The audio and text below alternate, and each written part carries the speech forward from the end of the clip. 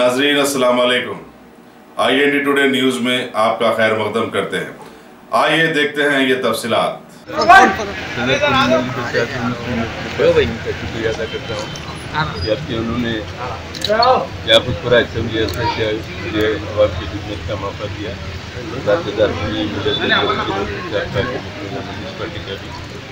बहरहाल याकुतपुरा असेंबली मेरे लिए जमात के लिए कोई नया नहीं है।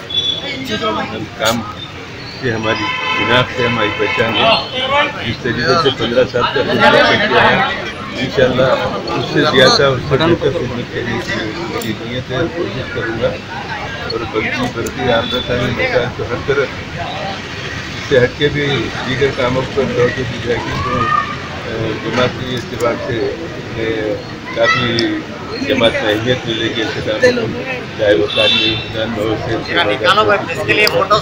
या फिर पूरा कि तमाम राइट होल्डरान से तकरीबन 2 महीने से पर्सनल मुलाकात कर रहा है और सबका मुझे तयक़ुन मिला, सबका प्यार मिला। सब ने तयक़ुन दिया कि भारी सफर करेंगे इंशाअल्लाह ताला। रिकॉर्डेड कामयाबी के ज़रिए हम यहाँ पर मुस्तक़बिल होंगे मज़ीद से और अवाम की खिदमत के लिए हमेशा दस्तयाब रहेंगे। ज़्यादातर चार मीनार एक डेवलप एरिया में बहुत वक्त गुजारा एरिया अब जरा यहाँ पर ज़्यादा वक्त देना यहाँ का मकसद है। लोगों को सीखते रहना, लोगों को दस्तयाब रहना। इंशाअल्लाह ताला कोशिश करेंगे खिदमत अंजाम देते हुए।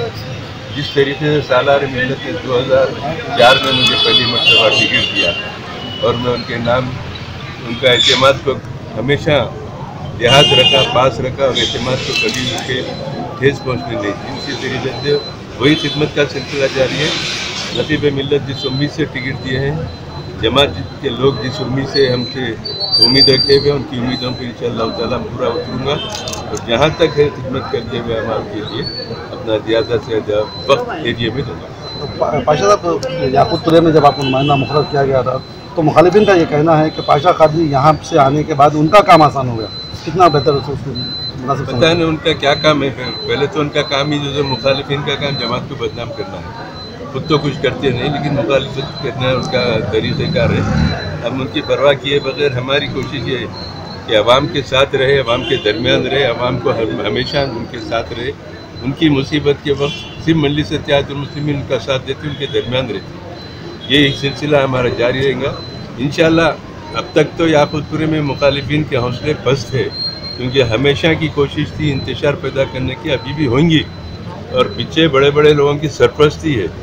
5 साल में एक मरतबा ख़जाना खुलता, लोगों से चंदे मिलते करते काम होता उनका, लेकिन उनको रोज़गार मिलता होगा। हम उसके रोज़गार के ख़िलाफ़ नहीं है लेकिन जमात में इंतशार पैदा करना इस वक्त बेइंतहा काबिल मजम्मत हरकत है। मुल्क के मौजूदा हालात में जाहिल से जाहिल आदमी भी ये तस्वर कर रहा है कि मुसलमानों में इत्तेहाद पहले से ज़्यादा होना चाहिए और वक्त का तकाज़ा। ऐसे वक्त पर जो लोग इंतजार की कार्रवाई करते हैं वो तारीख़ में लिखे जाएंगे। उनकी आने वाली नस्ल अपने आप पर अफसोस रखेंगी, अफसोस करेंगी कि हम उन लोगों के औलाद हैं जिन लोगों ने मुल्क में इत्तेहाद की दावत देने के बजाय मुल्क में इंतशार पैदा करें। ये तारीख़ी खिदमत रहे, तारीख़ी दौर से मुसलमान गुजर रहे हैं मौजूदा हालात में। अल्लाह ताला मुसलमान को हिफ्ज़ अमान में रखे, जमात की तरक्की करे, जमात से अच्छे खिदमत ले। अल्लाह से हमारी भी दुआ है कि अल्लाह हमसे अच्छा काम ले जिससे पब्लिक को फ़ायदा पहुँचे, मिल्लत को फ़ायदा पहुँचे, मुल्क को फ़ायदा पहुँचे। इसीलिए हमारी कोशिश है खालिस हम नेक नियति से काम करते आ रहे हैं। 60 साल से हमारा रिकॉर्ड है। हमारी जमात किसी भी बदउनवानियों में नहीं है। ज़मीनात के धंधे, लैंड ग्राबरिंग के धंधे, ये सब दूसरे पार्टियों में नज़र आएंगे। हज़ारों करोड़ रुपए का स्कैंडल नज़र आएगा। अल्लाह का करम, सरकार का सदका, अहले बैत का सदका के मजलिस इत्तेहादुल मुस्लिमीन किसी बदउनवानी में कभी भी नहीं रही, ना फ़ख्र मिल्लत के दौर में, ना सालार मिल्लत के दौर में, ना हबीब मिल्लत के दौर में। पाक दामन की जो क़ियादत, पाक दामन रखते हुए जो काम कर रहे हैं लोग, अपने दामन को दागदार नहीं किए बगैर उनकी कदर करना चाहिए। आवाम को उनके हौसलों को बुलंद रखने के लिए हमेशा ताउन करना चाहिए।